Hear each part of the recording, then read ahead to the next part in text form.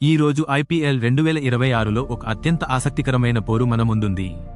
Delhi Capitals మరియు Kolkata night riders మధ్య జరిగే ఈ మ్యాచ్ కేవలం రెండు జట్ల మధ్య పోటీ కాదు, ఇది రెండు భావోద్వేగాల మధ్య యుద్ధం. ఢిల్లీ జట్టు తమ గత పరాజయాల నుంచి లేచి నిలబడాలని చూస్తుంటే, కోల్కతా జట్టు వరుస విజయాలతో మరింత దూకుడుగా ముందుకు సాగాలని ప్రయత్నిస్తోంది. అరుణ్ జైట్లీ స్టేడియంలో రాత్రి 7:30 గంటలకు ప్రారంభమయ్యే ఈ మ్యాచ్ అభిమానులకు ఒక పూర్తి ఎంటర్టైన్మెంట్ ప్యాకేజ్ అవుతుంది. ఢిల్లీ క్యాపిటల్స్ పరిస్థితి ప్రస్తుతం ఒత్తిడితో నిండిపోయింది.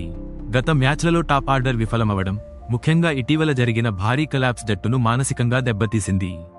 అయినప్పటికీ కేఎల్ రాహుల్ లాంటి క్లాస్ బ్యాట్స్మన్ జట్టుకు ప్రధాన బలం. ఈ సీజన్లో అతను నిరంతరంగా పరుగులు సాధిస్తూ జట్టును ఒంటరిగా లాగుతున్నాడు. అతనికి తోడుగా పృథ్వీ షా ఆరంభంలో దూకుడుగా ఆడితే, మధ్యలో డేవిడ్ మిలా మరియు ట్రిస్టన్ స్టబ్స్ ఫినిషింగ్ ఇవ్వగలరు. కెప్టెన్ అక్షర్ పటేల్ ఆల్రౌండ్ ప్రదర్శనతో మ్యాచ్ను తిప్పే సామర్థ్యం కలవాడు. బౌలింగ్ విభాగంలో మిచెల్ స్టార్క్ పవర్ ప్లేలో వికెట్లు తీసే కీలక ఆయుధం కాగా, కుల్దీప్ యాదవ్ మధ్య ఓవర్లలో తన స్పిన్ మాయాజాలంతో మ్యాచ్ను కంట్రోల్ చేయగలడు. ఇక కోల్కతా నైట్ రైడర్స్ విషయానికి వస్తే, ఈ జట్టు ప్రస్తుతం ఫుల్ ఫామ్లో ఉంది.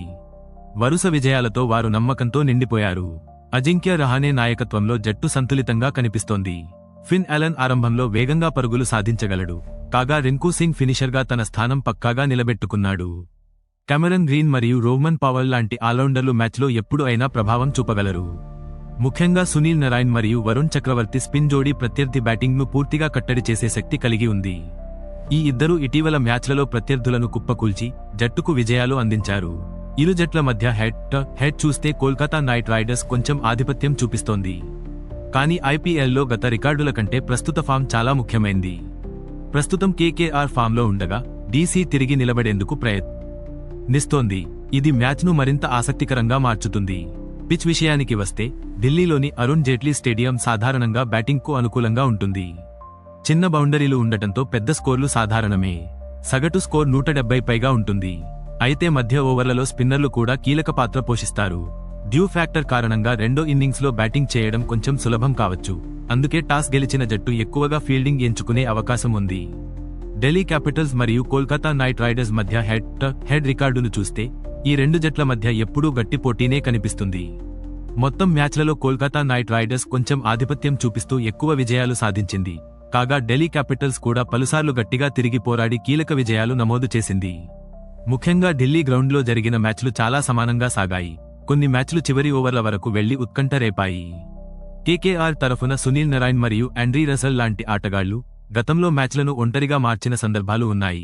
ఇక డీసీ తరఫున రిషబ్ పంత్, డేవిడ్ వార్నర్ లాంటి ఆటగాళ్లు కేకేఆర్ పై మంచి రికార్డులు కలిగి ఉన్నారు. మొత్తంగా చూస్తే హెడ్ టు హెడ్లో కేకేఆర్ స్లైట్ ఎడ్జ్ ఉన్న ప్రతి మ్యాచ్ కొత్త కథనే రాస్తుంది. కాబట్టి ఈ పోరు ఎప్పుడూ అనిశ్చితితో నిండినదే.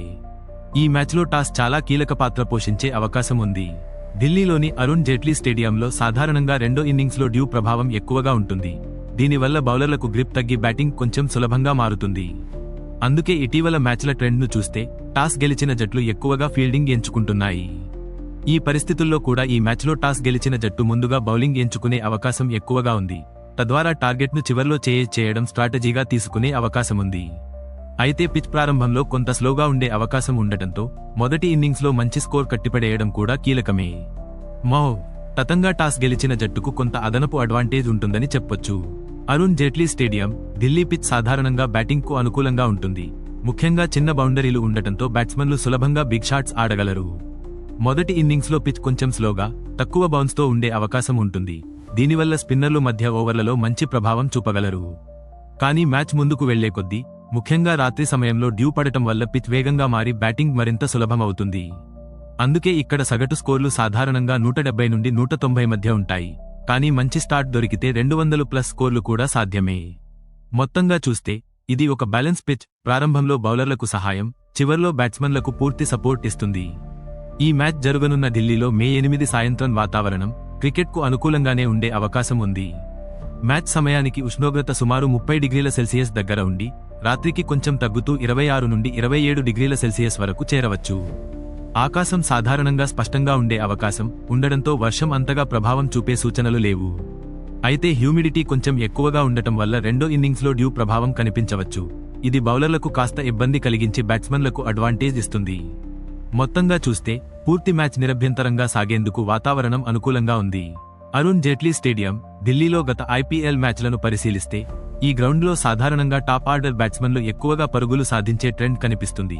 ముఖ్యంగా పవర్ ప్లేలో వేగంగా ఆడే ప్లేయర్లు ఇక్కడ సక్సెస్ అవుతారు. ఈ గ్రౌండ్లో గతంలో ఎక్కువ పరుగులు చేసిన ఆటగాళ్లలో శిఖర్ ధవన్, డేవిడ్ వార్నర్ లాంటి ప్లేయర్లు మంచి రికార్డులు కలిగి ఉండగా, ప్రస్తుత మ్యాచ్లో కేఎల్ రాహుల్ మరియు పృథ్వీ షా లాంటి బ్యాట్స్మెన్లు అదేవిధంగా ప్రభావం చూపే అవకాశముంది. ఇక బౌలింగ్ పరంగా చూస్తే స్పిన్నర్లే ఇక్కడ కీలక పాత్ర పోషిస్తారు. ముఖ్యంగా మధ్య ఓవర్లలో వికెట్లు తీసి మ్యాచ్ను కంట్రోల్ చేస్తారు. ఈ గ్రౌండ్లో అత్యధిక వికెట్లు సాధించిన బౌలర్లలో అమిత్ మిశ్రా, సునీల్ నరైన్ లాంటి స్పిన్నర్లు ఉన్నారు. ప్రస్తుత మ్యాచ్లో కూడా కుల్దీప్ యాదవ్, వరుణ్ చక్రవర్తి మరియు సునీల్ నరైన్ వంటి స్పిన్నర్లు కీలకంగా మారే అవకాశం ఉంది. మొత్తంగా చూస్తే ఈ గ్రౌండ్లో విజయానికి టాప్ ఆర్డర్ బ్యాటింగ్ మరియు క్వాలిటీ స్పిన్ బౌలింగ్ ప్రధాన పాత్ర పోషిస్తాయి. అరుణ్ జైట్లీ స్టేడియం, ఢిల్లీలో గతంలో జరిగిన కొన్ని కీలక ఐపీఎల్ మ్యాచ్లు ఇప్పటికీ అభిమానుల మదిలో నిలిచిపోయాయి. ఈ గ్రౌండ్లో హై స్కోరింగ్ థ్రిల్లర్లు, చివరి ఓవర్ వరకు వెళ్లిన మ్యాచ్లు చాలానే జరిగాయి. ముఖ్యంగా ఢిల్లీ క్యాపిటల్స్, మునుపటి ఢిల్లీ డేర్డెవిల్స్ ఇక్కడ కొన్ని అద్భుత విజయాలు నమోదు చేసింది. అదే సమయంలో ప్రత్యర్థి జట్లు కూడా పెద్ద టార్గెట్లు చేసి గెలిచిన సందర్భాలు ఉన్నాయి.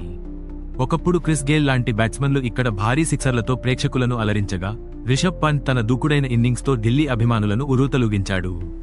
అలాగే స్పిన్నర్లకు అనుకూలంగా మారిన కొన్ని మ్యాచ్లలో అమిత్ మిశ్రా, సునీల్ నరైన్ లాంటి బౌలర్లు మ్యాచ్ను ఒంటరిగా మలిచిన సందర్భాలు ఉన్నాయి.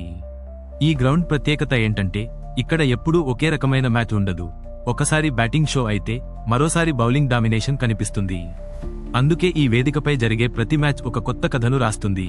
ఈ మ్యాచ్లో కొన్ని కీలక పోరాటాలు ఫలితాన్ని నిర్ణయించవచ్చు. కేఎల్ రాహుల్ మరియు సునీల్ నరైన్ మధ్య పోరు, రింకు సింగ్ మరియు మిచెల్ స్టార్క్ మధ్య పోరు, అలాగే పృథ్వీ షా మరియు వరుణ్ చక్రవర్తి మధ్య పోటీ ఎంతో కీలకం. ఈ చిన్న చిన్న క్షణాలే మ్యాచ్ దిశను మార్చగలవు. మొత్తం చూస్తే ప్రస్తుత ఫామ్ ప్రకారం కోల్కతా నైట్ రైడర్స్ కి స్వల్ప ఆధిక్యం ఉంది. కానీ home ground advantage Delhi Capitals కి ఉంది. కాబట్టి ఈ మ్యాచ్ చివరి ఓవర్ వరకు ఉత్కంఠభరితంగా సాగవచ్చు. ఢిల్లీ తమ గౌరవాన్ని కాపాడుకుంటుందా లేక కోల్కతా మరో విజయంతో దూసుకుపోతుందా అన్నది ఈ రాత్రి తెలుస్తుంది.